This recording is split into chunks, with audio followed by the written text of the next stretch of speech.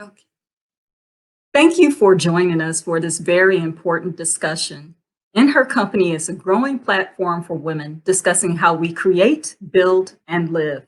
What began as a weekly radio show in 2009 with over 16,000 listens featuring diverse women in business is now a company with an expanded mission to help women answer the question, what's next? Execute a plan to get it, and to birth their huge impossible visions. This mini series is an expression of our commitment to women to help them live more powerfully for themselves and the greater good of the world around them. In Wielding Your Voice, we will explore what it means to do so, wielding the power of our voice at the roots of issues rather than toward each other. And we will do this by touching on four key areas: passion, purpose, pain, and responsibility. My name is Chris Vaughn. I am In Her Company's creator and founder. I am also a published author of fiction featuring strong female characters and a consultant to multi-passionate women. Now, joining me to discuss passion is Lanie Zipoy, a Memphis-born, New York-based filmmaker. Her feature film directorial debut, The Subject, starred Jason Biggs, Aunjanue Ellis, and Anabelle Acosta, and it won Best Feature at the Lighthouse International Film Festival, the Bronze Lens Film Festival, and the Art of Brooklyn Film Festival, where it also took home several other awards, including Outstanding Narrative Director and Outstanding Feature Performance. In addition to Lanie's other indie film credits, she has directed commercials and art installation videos and was a Time Warner Foundation Fellow of the 2012-2014 lab at WP Theater in New York City. Lanie is a member of New York Women in Film and Television, Film Fatales, the FilmMakeHers, and FilmShop. Lanie, thank you for joining me. Thank you Why so are you? much for having me, Chris. I appreciate it. Thank you. So, why are you taking part in this discussion? I'm really excited to talk about passion and what makes us passion. I love what you are doing in terms of amplifying women's voices, women's creativity. I think it's so important to do that. I think we need to all help one another, lift each other up and help us be the best people that we can be for ourselves, for our community, for our families, for the world. And I'm really excited to talk to you more about that today. Thank you. Thank you. Why don't we start with something fairly simple, Mhm. um, like telling the difference between things that are meant for you only to enjoy versus those things that we may feel compelled to speak, because there's so much, not only in social media, but is bled into offline journalism. And even um, it seems that there are bandwagons everywhere, that there are plenty things to say about everything else. So how can we tell the difference between what maybe we should just enjoy ourselves Mhm. and what we should definitely, say something about? Yeah, I think that that can change over time and over where we are and who we are at any given moment. I think right now where we are though, there are lots of things that we need to feel compelled to speak about. I mean, there are obviously things that are just for us and what we're doing, and we share that with our creativity and with our work.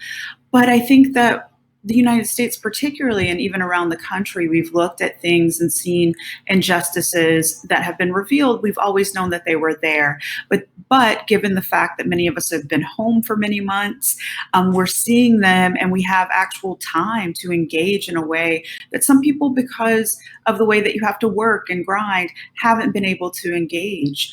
And it's actually very exciting. But I think for all of us, we find within ourselves that sort of moral center.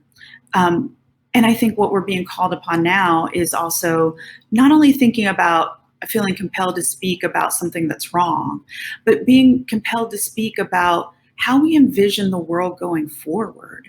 What do we want it to look like? It's not just like the things that aren't working, but how do we want it to work? What is our imagination around that? And that's why I think this amplification of women's voices is so important and always has been, because it's a reimagining of the world's power structure, essentially, and also how a large part of our population fits in that. That's key what you said, because we can get so caught up in what we don't want that we lose sight of the things that we do want. You know, you can't build a world around or build anything around, I don't want this, I don't want that, and then expect something to come together, because eventually you hit that point. It's like, okay, well, what do we want? And then what is our role, for the sake of this discussion? What is our role in creating that? Yeah. Exactly. Because I think that is where we're at. I mean, obviously there are a lot of things that we need to stand up against, but there are a lot of things that we need to stand for, which is, Black Lives Matter, that this needs to be part of the discussion, that it's so important that we look at that in our history as a nation. But within that is also the envisioning of, well, what do we say when we mean that? It's not just that we want brutality to stop, but how do we envision a different world here in the US and around the world? And that's exciting to me, actually. How do we envision living differently than we have? It gives us a lot of hope and a lot of opportunity.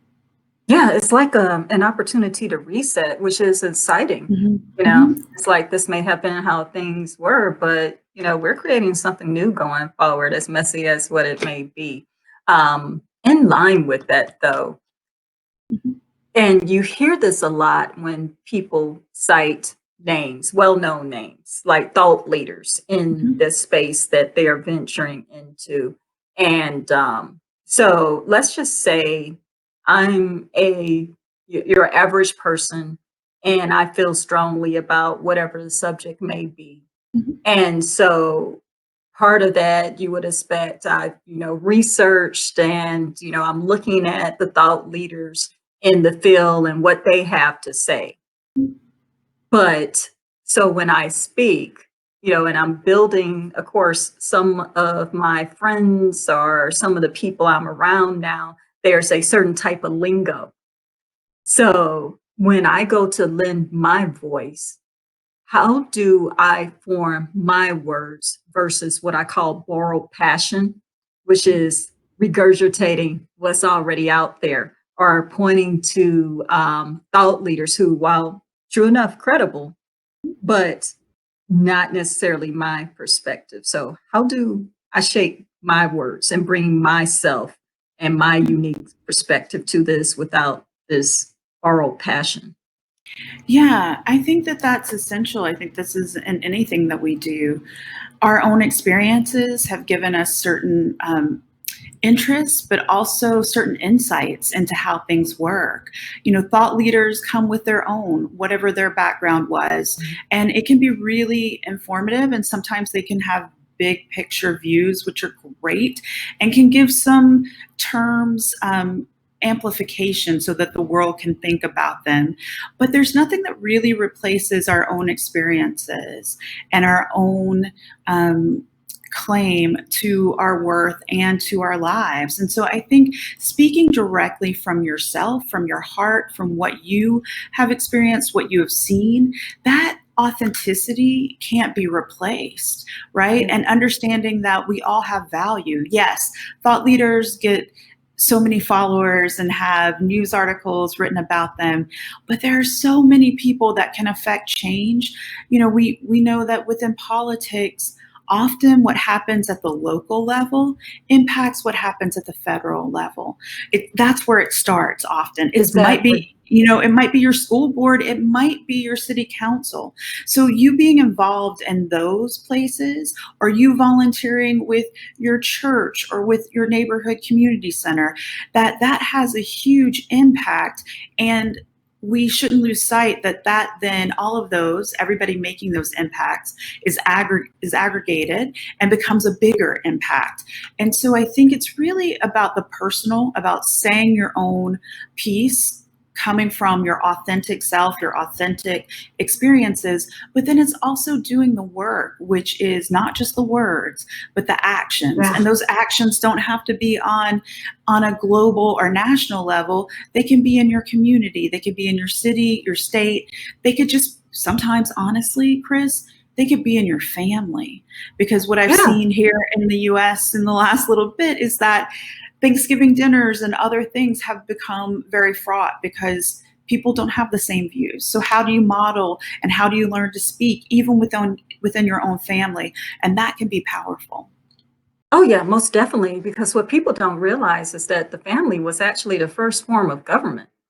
You have everybody has their role for a reason, mom and dad, of course, to protect and raise up the children, so that they can have a successful life and go ahead and do the same towards theirs. And then from that, of course, grew our tribes and villages and Mhm. communities. So we can't overlook the fact that each member in the family being strong makes a stronger and better society, makes a stronger and better, community world, and it just continues to blossom and grow exponentially. But Yeah, yeah, I completely agree with that. And I think, to extend it even, this is one of the things that I think we as a society are reckoning with. It's not just making everybody in the family stronger, which I agree is part of it, but every individual in our society. What do they need? Some people yeah, are differently abled. Some people are dealing with addiction. Some people, people have different things that they're coming to the table. But we'll be a much better place if everybody, and I mean everybody, has opportunity and sees their value and can experience their value. It would be, I don't know, that is my imagining or my hope. yes, yes, exactly, because it is human rights. We all are entitled to live in this world. This world is our home. It was created for us. So how can we not have a place within our own home? Which is sad, but you see it so much today. Um, so now that I'm giving more value to my words, because that's what it's about, also equally about, also is valuing your perspective, because not everyone is going to be, Les Brown or who is it, Tony Robbins or Lisa Nicole or anyone. But that doesn't mean that you can't have the same level of impact, because we all have different spheres of influence. Mhm. um, and I see our responsibility is to step into those places and do what only we can, what we're uniquely fashioned to.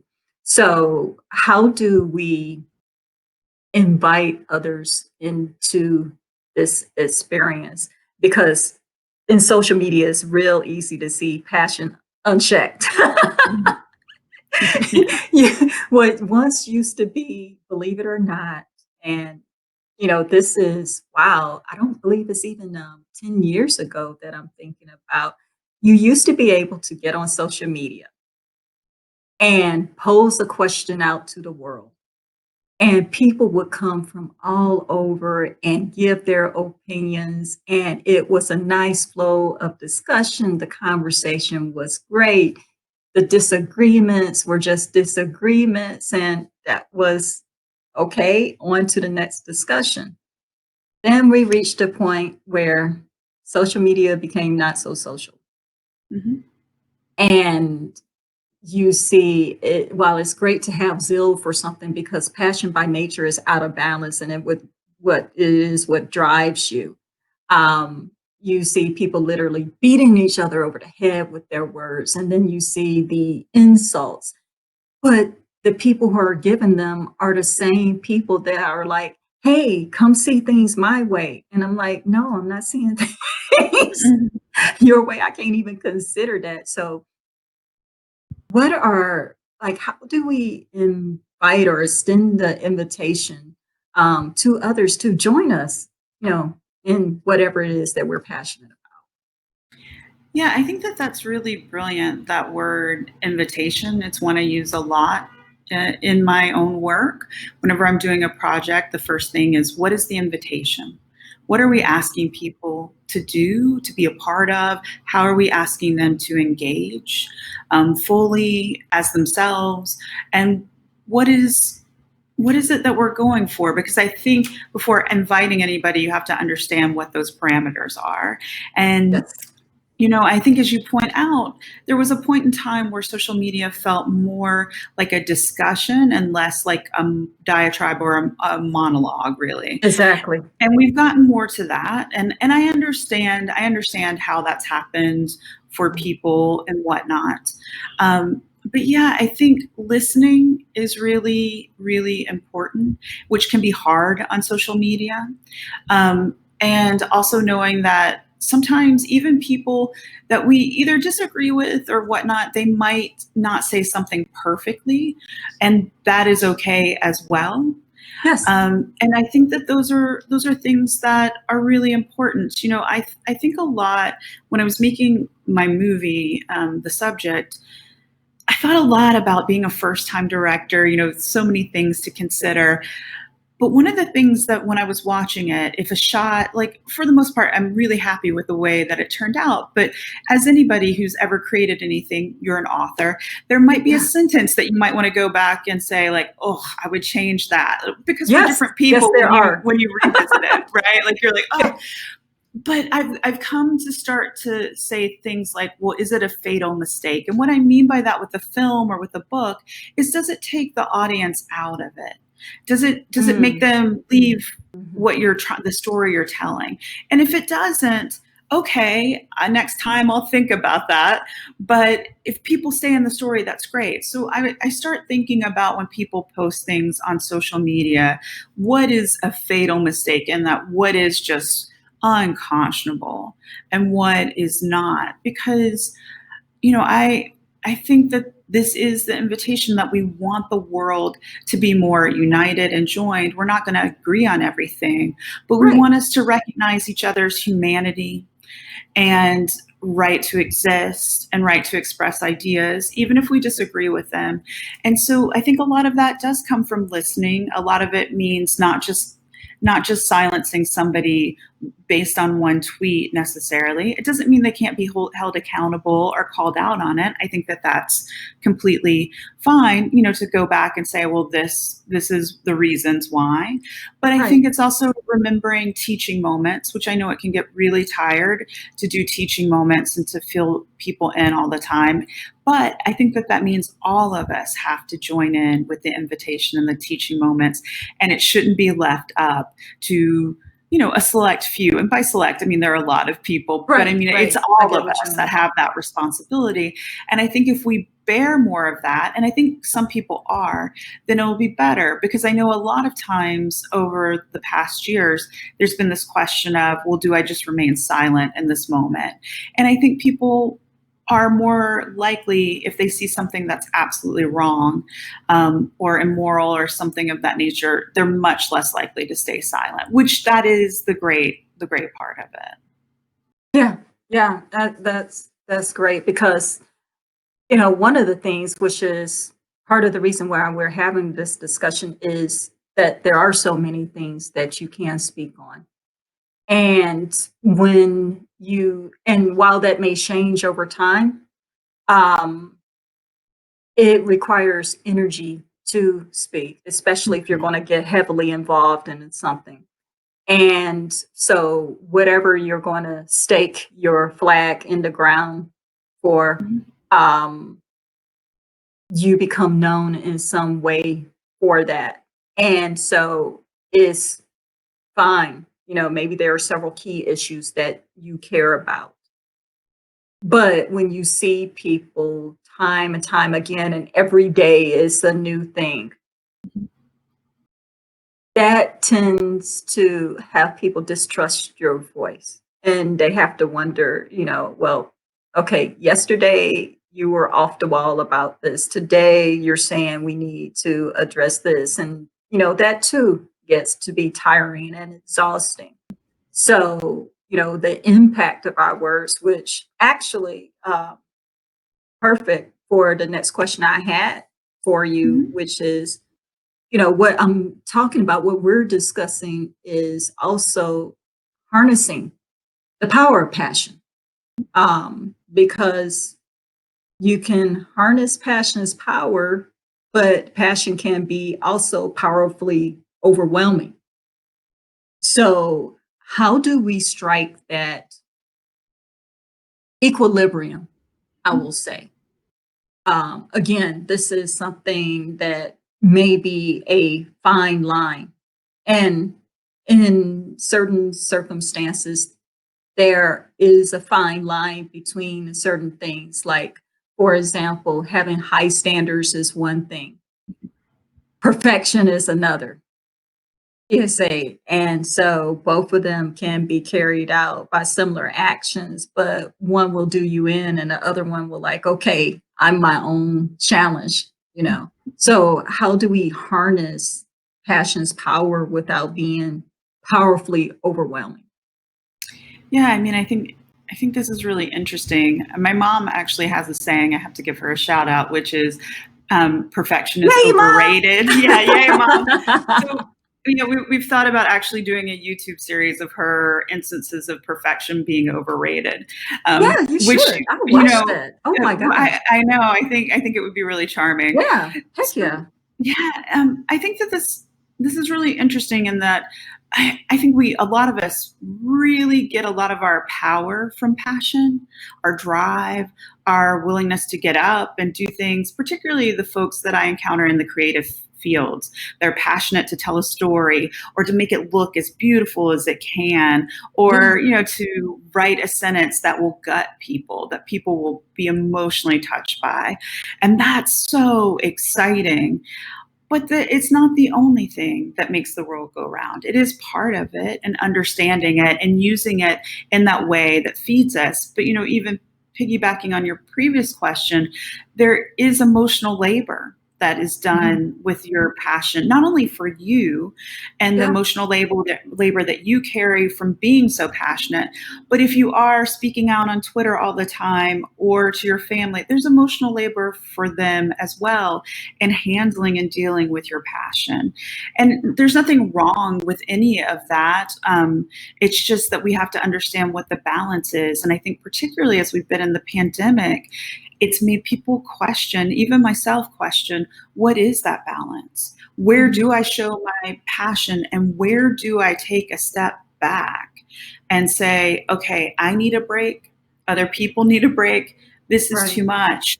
And I think that that is something that is within our own internal system, that first of all, we have to be able to ask that question.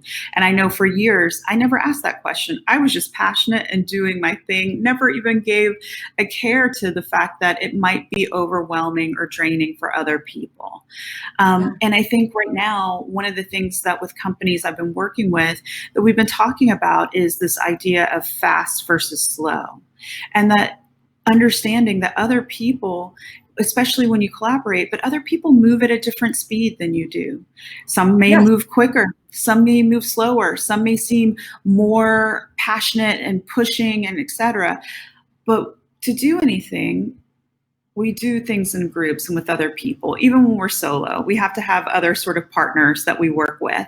And so I think part of it is really sitting back and taking that question and saying, what speed and with what passion is everybody else moving forward with?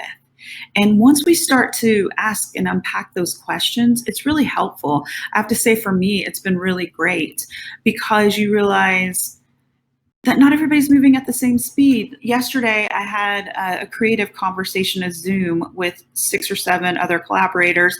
We have to get something up really quickly, got to do it. One of the people on the Zoom said, "Hey, I'm having a lot of anxiety today. I can't be on camera. I can talk, Wow. I can't be on camera." She's still very passionate about it. And we all said, "Great." And I think that these are the moments, that these opportunities to say what we need. So yes, I'm very passionate about this, but next week I need to take the week off and not do anything about it. I need that vacation. I need that rest from it. And then after I don't know, I live in Brooklyn, walked around in the park a little bit, after I've sat in my apartment and just done nothing, then I can get back to it. But I think it's understanding our own internal clock but Yeah. also gauging other people, because that can be really important feedback. And I found that in this time that asking other people questions about how they're doing, what, not just what they're doing, and how they need things to be structured and ordered. Oh, it's been one of the great joys of this pandemic for me, and a great learning lesson. Yeah. So recognizing your own flows and rhythm because someone who may appear to be coasting at this moment for whatever reasons Mhm. um, may actually find themselves ahead of you, at another season.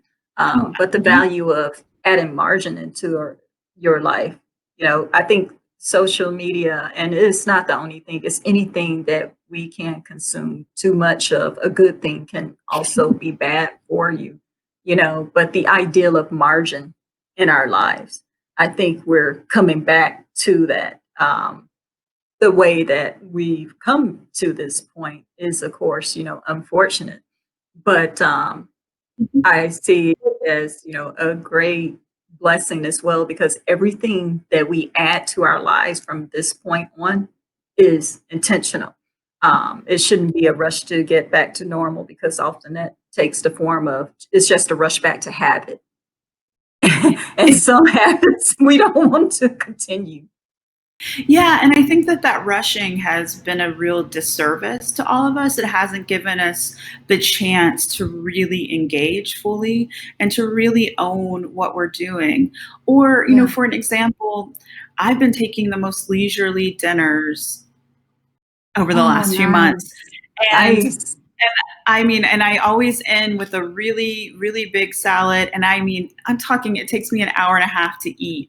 And Oh, wow. I just really take it in. And then I have a tea, an herbal tea afterwards. It's become this ritual, and I'm going to have a hard time giving it up. I know I'm not going to be able to do it every night going forward, but I'm going to fight to keep that in, because there's Yeah. something about the deliberateness of it that really is a great way for me to sort of cap off the day, particularly dinner. And so I think that that's where we're at, is that looking at not rushing, like taking time. And I mean, obviously, there are going to be some projects that have to get up off the ground immediately. Mhm. I understand. But wherever we can ask for time and ask for understanding, we absolutely have to do it. Yes, yes. And that's crucial too. As we seek to use our voice to give life to others, we should also be looking at ways to give life to ourselves. So, especially on a tea. And in fact, one of our previous panels was the Not Just Tea panel with social impact, as well as the ancient traditions and culture Mhm. that are being threatened in some ways about it. So, tea is a practice, tea is an opportunity to reset. Mhm. Um, and, yeah, you got to protect your practices, the things that give you life, Yes. just, oh my gosh, yeah, continue that, especially the salad. I'm all over that one. It's really good. She, chia seeds and sunflower seeds. I'll chop up a strawberry and Mhm. sprinkle it through there, sometimes blueberries, and this amazing vegan vinaigrette. Yeah. But, ah, You're making me okay. hungry right now. I know. I wrote that down. I was like, "You salad after dinner, not just before." Yeah, I can do that too. Mhm. Yeah, it's the perfect sort of cleansing. I don't know, it makes me very happy. Oh, yeah, that's awesome. Okay, so back to the conversation because then this will become how to speak about vegan food or something like that. So, I'm down though. um, so what are storytelling, which you're an expert at? This is right Mhm. up your alley, so to speak. Um, in speaking, we say you never tell a story without making a point. And for when you do your projects, the many ones that you've worked on, I'm sure that you don't enter storytelling without being focused. Mhm. So, what are some tips that our viewers can use for communicating their passion, but focus. How can they do this focused storytelling and still remain passionate and not allow their passion to take them on all kind of tangents? Mhm. Yeah, I think, one of the things that I'm always so interested in is what is the best way to tell a story, right? What's great is Mhm. there are so many different forms. You can do a movie, you can write a book, you can do music to tell a story, dance, a podcast. And I Yeah, think the first multimedia. yeah, and for one Yeah, story you can do all of those. You don't have to be limited to exactly. one. So Exactly. I think the first thing is, what is the media or the way that you want to tell this story? What's the best for the story that you're wanting to tell? So once you have that, that helps you focus in which way you're going to go and what the steps are needed. What sort of equipment you might need. Do you just need a pen or a computer to write the book? Do you need musicians for music, etc.? Do you need a camera for filmmaking? But then in terms of the story, you have to think about through what lens are you telling it and why are you the storyteller to tell this story? What is it Mm, that you're mhm. bringing to it? What is it that you have to say about it? Because you have your own perspective or your own way of doing things, and that's really important. When I did the subject, which uses four different cameras, so which I loved, but in telling the story, and that means it's a different lens for each one of those, a different way for the audience to enter the telling of the story. That was really fascinating to me, and part of the reason, I mean, I love the story that the movie told, but I love the way it had to be told as well, Mhm. because I was really intrigued. How do we differentiate this for the audience, but yet keep it seamless? And then this is a film, my film is a film about a Black teen who is murdered, and his murder is caught on tape by a white documentary filmmaker who then starts to feel some guilt about it and later Oh, has wow. somebody filming his every move. And, the story spoke to me because, as you mentioned, I grew up in Memphis. That's where Dr. Martin Luther King Jr. was assassinated, murdered.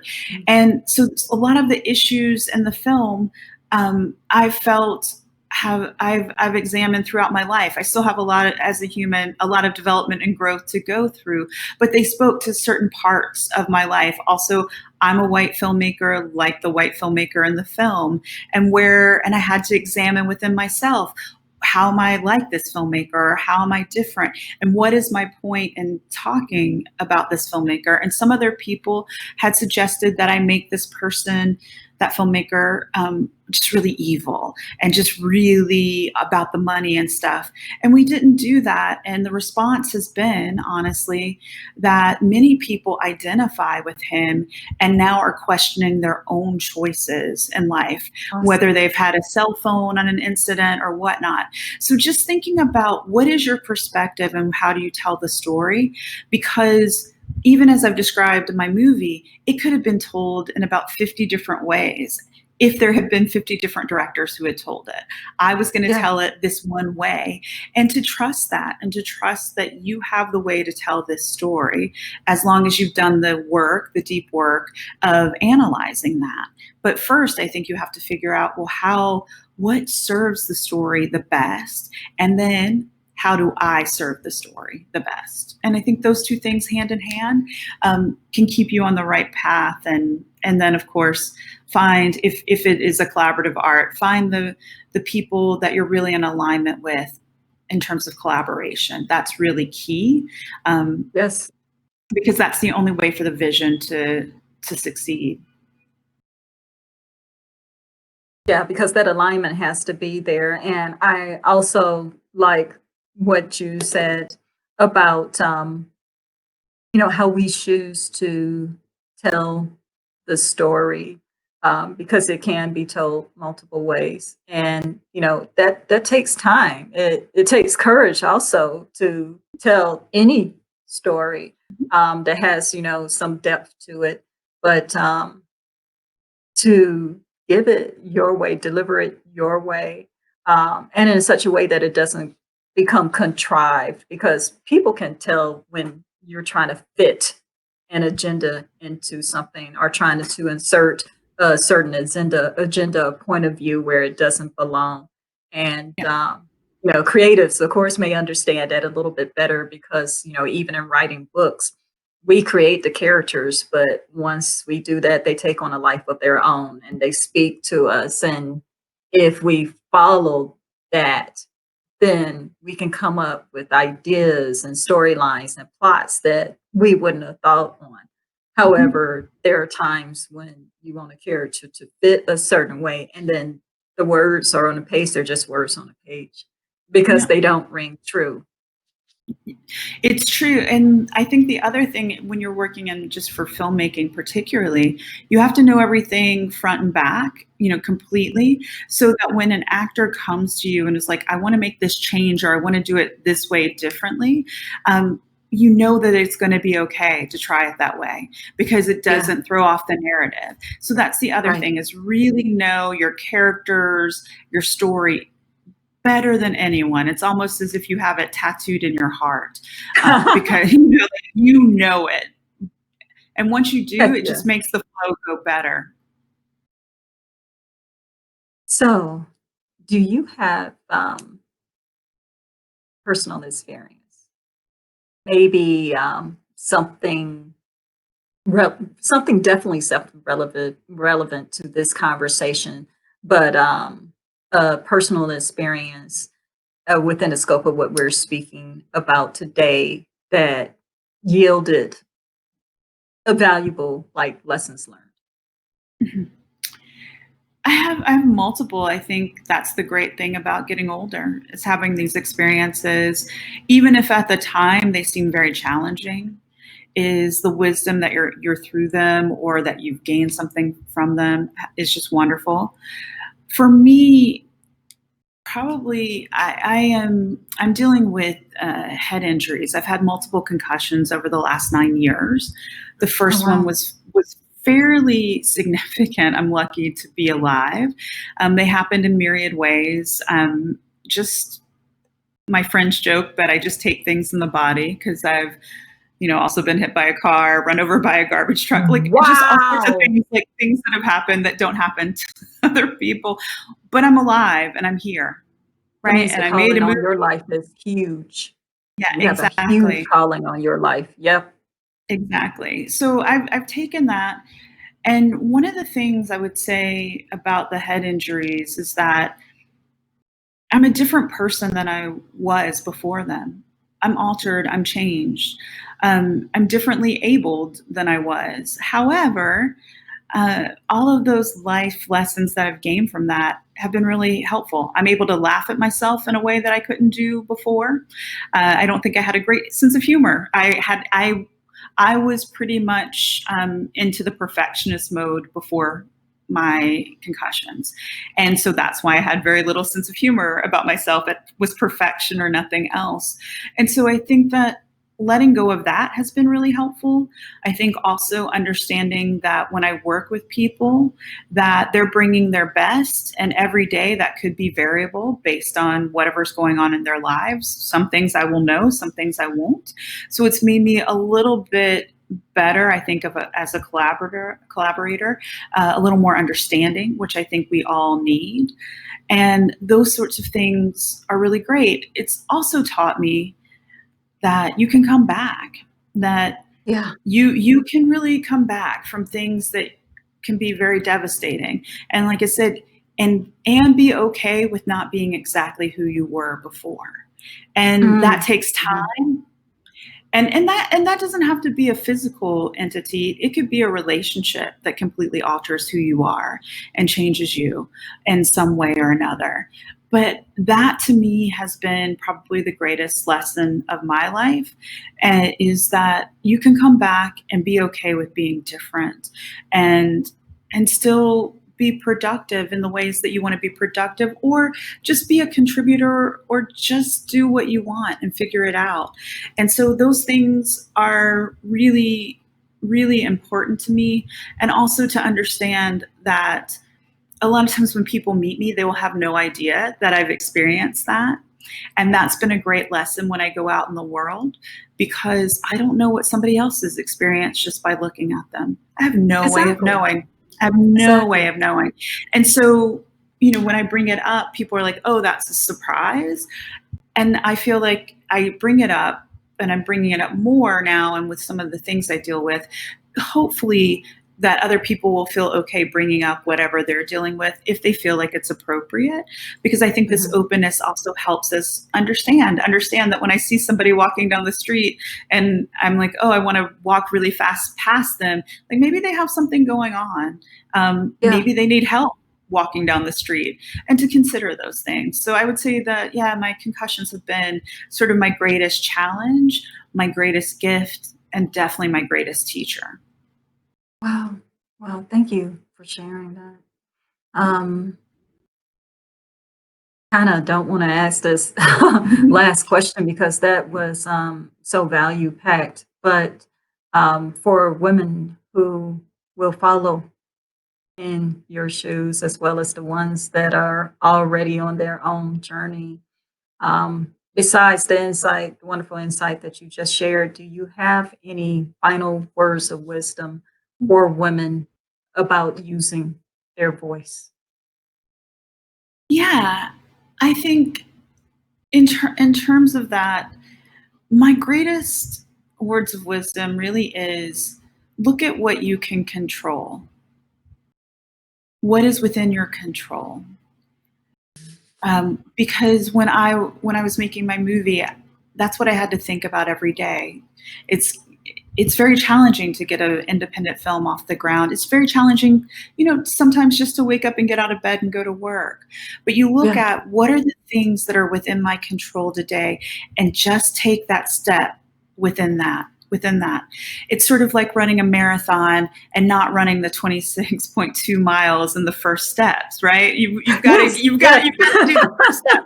So you break it down, and that I think is the most empowering thing, because I think a lot of us women, we want to do great things and big things, and it can seem overwhelming at first because there's so much we Yeah. want to do. We have so much passion for it.